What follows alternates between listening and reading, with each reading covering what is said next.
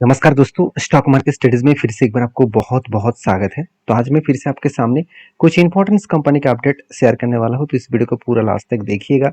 और अभी तक आपने चैनल को सब्सक्राइब नहीं किया तो जरूर कर लीजिएगा। तो चलो देख लेते हैं कौन सा कंपनी है इस वीडियो के अंदर। फर्स्ट जो कंपनी है जिसके बारे में बात करूँ उसका नाम है Tata technologies limited. Basically Tata technologies limited के बारे में बहुत दिनों से मैं चर्चा कर रहा हूँ और इसके ऊपर मैं बहुत पहले से ही बता चुका हूँ कि जिस तरीके से करेक्शन का सिचुएशन बना है वो और भी ज़्यादा गिर सकते हैं और भी ज़्यादा करेक्शन हो सकते हैं। ऐसे करेक्शन क्यों हो रहा है? क्योंकि देखिए, ऑटो सेक्टर में एक चीज़ आप शायद नोटिस नहीं करे होंगे कि लास्ट जो जून मंथ खत्म हुआ उस जून मंथ में आप ध्यान से देखना हर कोई ऑटो कंपनीज के ऊपर सेल डाउन है। सेल्स जो है वो साल भर की सेल्स जो है वो डाउन है, मतलब सेल्स कम हुआ। अभी देखिए, कोई भी गाड़ी कंपनी का अगर सेल्स डाउन है तो उस कंपनी का टेक्नोलॉजी का भी उतना ज़्यादा ज़रूरत नहीं पड़ेगा। तो जब प्रोडक्ट का डिमांड ज़्यादा होगा, सेल्स ज़्यादा होगा, तब उसका सारे प्रोडक्ट का डिमांड बढ़ेगा। जैसे गाड़ी बनाने के लिए मान के चलिए टायर की ज़रूरत है, टेक्नोलॉजीज़ का ज़रूरत है, साथ ही साथ और भी बहुत सारे चीज़ों का ज़रूरत है। तो जब गाड़ी ही कम सेल्स हो रहा है तो नया गाड़ी मैन्युफैक्चरिंग कम हो जाएगा, और नया मैन्युफैक्चरिंग कम होने का मतलब है जो टेक्नोलॉजीज़ यूज़ कर रहा था उस टेक्नोलॉजी की डिमांड भी कम होगा। तो इसीलिए आप खुद ही देख सकते हैं केपीआईटी टेक्नोलॉजीज, साथ ही साथ टाटा इलेक्सी, उसके साथ साथ टाटा टेक्नोलॉजीज, ये सारे कंपनीज उसी सेगमेंट के ऊपर काम कर रहे हैं, ऑटो सेक्टर के ऊपर ही काम कर रहे हैं, डिजिटल सॉल्यूशंस के ऊपर काम कर रहे हैं, जिसके अभी जो ग्रोथ है वो थोड़ा सा रुक चुके हैं। तो लोगों का कहना है कि टाटा टेक्नोलॉजी के सर बेकार कंपनी है। बिल्कुल नहीं, कंपनी बेकार नहीं है, वैल्यूएशन थोड़ा सा हाई है, यही कारण की वजह से एडजस्टमेंट हो रहा है। क्योंकि पी रेशियो बहुत हाई है, और भी ज़्यादा हाई था। कितना हाई था एक बार मैं बता दूं, इसका पी रेशियो चला गया था 85 के आसपास, और आज कहाँ पे है 60 के आसपास। ओवरऑल इसका एवरेज 5 साल के पी रेशियो कितना है 70 के आसपास एटलीस्ट। अभी तक कंपनी 5 साल हुआ नहीं, तो 5 साल अगर हो भी जाता तो इसका एवरेज मिलना आसान होता। फिर भी साल भर के डेटा देखो तो 70% के आसपास इसका टोटल एवरेज देखने को मिला है।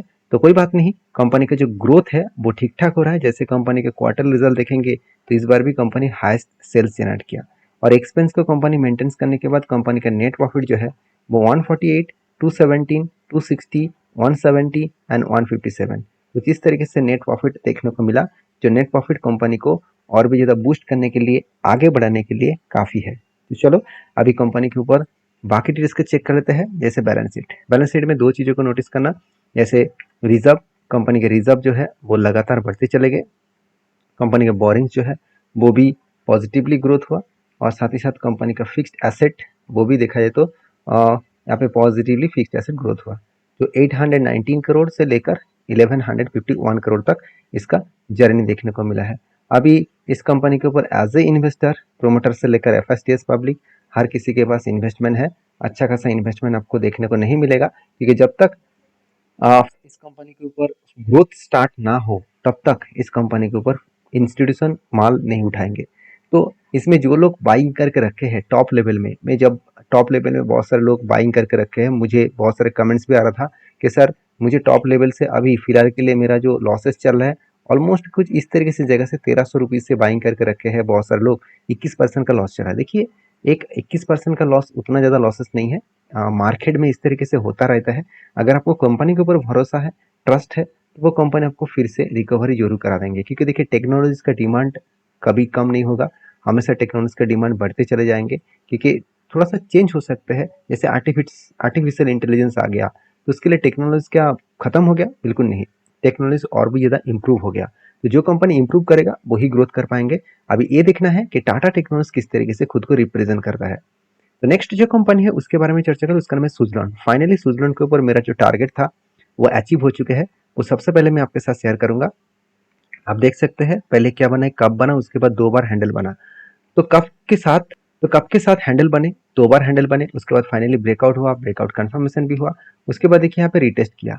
तो रिटेस्ट करने के बाद यहाँ पे कंपनी रिटेस्ट भी किया। इस रिटेस्ट करने के बाद यहाँ से कंपनी और भी नीचे आए, और उसके बाद धीरे धीरे करके वो ऊपर जाने का कोशिश किया। अभी ऊपर जाने के बाद कहाँ तक गया आप देख सकते हैं, कुछ इस तरीके से लेवल में कंपनी पहुंच चुके हैं। इस तरीके से लेवल का मतलब अच्छा खासा एक टारगेट यहाँ पे कंपनी को टारगेट मिल चुके हैं। तो बेसिकली जिस तरीके से टारगेट मिलना चाहिए था उसी तरीके से टारगेट कंपनी को और मिला है, और इसी टारगेट मिलने के कारण कंपनी के ऊपर एक अच्छा खासा जर्नी भी देखने को मिला है। तो जो कंपनी को अच्छा खासा बूस्ट भी करने के लिए काफ़ी है। तो मेरा जो टारगेट था वो फाइनली उस टारगेट तक अचीव कर चुका है। अभी क्वेश्चन ये है कि क्या फ्रेश कोई एंट्री बनेगा? देखिए ऑलमोस्ट एक टारगेट हो चुका है, दूसरा एंट्री फटाफट लेना गलत भी नहीं है। अगर एंट्री बना है तो मैं जरूर एंट्री लूंगा। एंट्री कहाँ पे बनेगा? एंट्री बनेगा एक्चुअली यहाँ पे जो लेवल है 57 रुपीज के आसपास। ये लेवल कंपनी के लिए एक स्ट्रांगली रेजिस्टेंस है। इसी रेजिस्टेंस को कंपनी को टेस्ट करके यहाँ पे एक फिर से एक पैटर्न बनाना पड़ेगा, क्योंकि अगर मैं ओवरऑल टोटल पैटर्न्स के बारे में बात करूँ तो लंबा सा एक जर्नी दिखेगा, लंबा सा, आज का नहीं बहुत पहले से एक जर्नी दिखेगा। अगर आप जर्नी को ध्यान से देखेंगे तो देखिए यहाँ पे हाई था और भी यहाँ पे भी एक हाई था। जो हाई आपको बहुत आगे दिखेगा, देखिए यहाँ पे भी हाई था। मतलब इसी लेवल से एक कफ और उसके बाद हैंडल यहाँ पे बनेगा। अगर बने तो फिर से एक फ्रेश एंट्री जरूर लूंगा, क्योंकि सुजलोन जैसे कंपनी को लगातार प्रोजेक्ट मिलते चले जा रहे हैं और सुजलोन अच्छा खासा काम भी कर रहा है, क्योंकि इसका क्वार्टर रिजल्ट भी बहुत हद तक चेंजेस हुआ है। 1000 करोड़ से 2000 करोड़ तक इसका सेल्स बढ़ा, एक्सपेंस कंट्रोल में रखा और इसके एक्सपेंस के साथ साथ इंटरेस्ट का जो पहले बहुत ज़्यादा इंटरेस्ट पेमेंट करना पड़ता था वो आज ना के बराबर हो चुके हैं। और यही कारण की वजह से कंपनी में प्रॉफिटेबिलिटी जो एक टाइम नेगेटिव में चल रहा था वो आज सबसे हाईएस्ट प्रॉफिट देखने को मिला। और ये भी क्वेश्चन मुझे पूछा गया कि सर बीच में 2400 करोड़ का प्रॉफिट कहाँ से आ गया? क्या सही में कंपनी इस बार बहुत ज़्यादा सेल्स किए थे? बिल्कुल नहीं। कंपनी कुछ पुराना बिजनेस को बेचा था, कुछ एसेट को बेचे थे और उसी के पैसा कंपनी के साथ एडिंग हो गया। आप खुद ही देख सकते हैं आधा से इनकम में पैसा ऐड हुआ था। कोई खुद के कंपनी का ऑपरेटिंग प्रॉफिट में कोई भी चेंजेस नहीं है। मतलब इस चीज़ों को आपको समझना पड़ेगा। ऐसे नहीं कि प्रॉफिट देख लिया, खुश हो गया, चलो मैं बाय कर लूँ। आपको ये देखना है कि वो प्रॉफिट किस, हाँ, किस दिशा से आया है, कंपनी की किस बिज़नेस से आया है, क्या कंपनी एसेट बेचकर प्रॉफिट कमाया है, वो सब कुछ आपको देखना पड़ेगा। तो बेसिकली मैं स्विट्ज़रलैंड के ऊपर बुलिश हूँ। आपके क्या ओपिनियन है ज़रूर कमेंट्स करना, क्योंकि सिर्फ स्विट्ज़रलैंड ही पॉइंट्स के लिए काफ़ी नहीं है। स्विट्ज़रलैंड के जो मेन पॉइंट्स मुझे लगा, कंपनी का कर्जा एक टाइम 17,000 15,000 करोड़ के आसपास कर्जा हुआ करता था, आज वो घट के सिर्फ 150 करोड़ तक पहुंच चुके हैं। उसी तरीके से अगर मैं कंपनी के रिजर्व के बारे में बात करूँ तो रिजर्व भी कंपनी के ऊपर एक हाईएस्टली रिजर्व देखने को मिला, जो आज तक की नेगेटिव रिजर्व था। जो नेगेटिव रिजर्व था वो आज बढ़कर हाईएस्ट हो चुके हैं। तो यहाँ पे कंपनी के जो फिक्स्ड एसेट है वो भी यहाँ पे लगातार यहाँ पे बढ़ता हुआ देखने को मिला था। अभी थोड़ा थोड़ा करके कम भी हो चुके हैं। तो देखिए हर पॉइंट्स पॉजिटिव होगा ऐसे होगा नहीं। आपको आपको पहले उस कंपनी के ऊपर सारी चीज़ों को समझ कर काम करना होगा, क्योंकि जिस तरीके से कंपनी का मोमेंटम देखने को मिला है, जिस तरीके से कंपनी का जर्नी देखने को मिला है, उस जर्नी के बेसिस में कंपनी का आगे बढ़ने का पोटेंशियल भी देखने को मिल सकता है।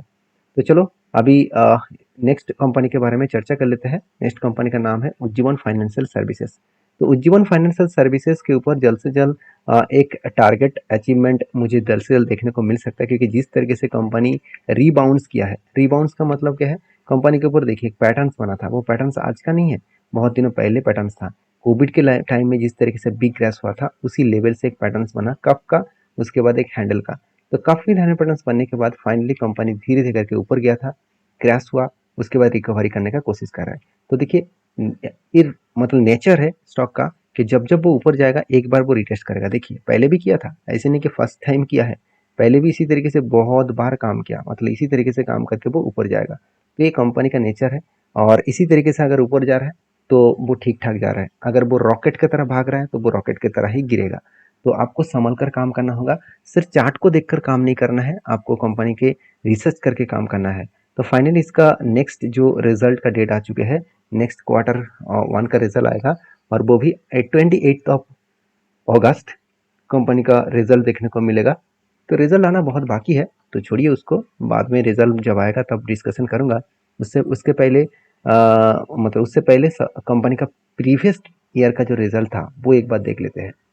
तो प्रीवियस ईयर का जो रिजल्ट है 1140 से 1575 करोड़ के आसपास कंपनी का सेल्स देखने को मिला।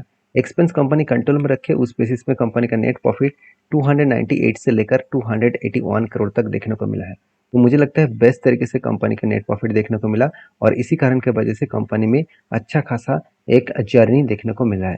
तो कोई बात नहीं, कंपनी ऐसे नहीं कि बॉल पहले लॉस कर रहा था, अभी लास्ट अराउंड 10 क्वार्टर्स तक कोई भी लॉसेस नहीं किया। यही कंपनी खासियत पॉइंट के बेसिस में आगे बढ़ रहा है। तो मैं ज़रूर इस कंपनी के ऊपर कंटिन्यू जर्नी करना चाहूँगा। और क्योंकि म्यूचुअल फंड के पास 4-4.5% के आसपास होल्डिंग आ चुके हैं और एफएस के पास 26% के आसपास होल्डिंग आ चुके हैं, क्योंकि प्रोमोटर ने खुद माल बेचा। प्रोमोटर के पास जो 73% होल्डिंग था उसको पूरा का पूरा बेच दिया। उसी शेयर को म्यूचुअल फंड एंड देखा जाए तो एफ आई शॉर्ट डीएस ने खरीदारी किए और सबसे ज़्यादा खरीदारी किसने किया? पब्लिक ने किया। तो कोई बात नहीं, छोटा कंपनी है, हर कोई खरीदना चाहते हैं। तो आपकी क्या राय है ज़रूर कमेंट्स करना, क्योंकि जिस तरीके से पैटर्न स्केड हुआ है मुझे लगता है थोड़ा सा टाइम लगेगा इस लेवल तक टारगेट पाने में। तो टारगेट पाने में कितना टाइम लगेगा वो तो पता नहीं, टारगेट कितना मिलने वाला है वो मैं आपको बता देता हूँ। अगर टारगेट हुआ, अगर हुआ, ऐसे नहीं कि होगा ही करके, 76% के आसपास टारगेट मिलने का चांसेस है। तो कोई बात नहीं, अगर एक साल तो ऑलमोस्ट देखा जाए तो ओवरऑल जब से कंपनी की एंट्री हुआ तब से लेकर आज तक देखो तो 300 दिन हो चुके हैं, एक साल होने जा रहा है। तो मुझे लगता है 1 से 1.5 साल के अंदर अंदर टारगेट मिल जाएगा। 1.5 साल में 76% का रिटर्न मेरे लिए बेस्ट है। तो आपके लिए क्या है जरूर मुझे कमेंट्स करके बता सकते हैं। नेक्स्ट जो कंपनी उसका नाम है एल्कॉन इंजीनियरिंग कंपनीज लिमिटेड। तो Elcon Engineering Companies Limited basically एक छोटा सा कंपनी है और इस कंपनी के ऊपर जो अपडेट है वो है बोनस का। तो बोनस का डेट, बोनस और स्प्लिट का डेट यहाँ पे अनाउंसमेंट कंपनी जल्द से जल्द करने वाला है।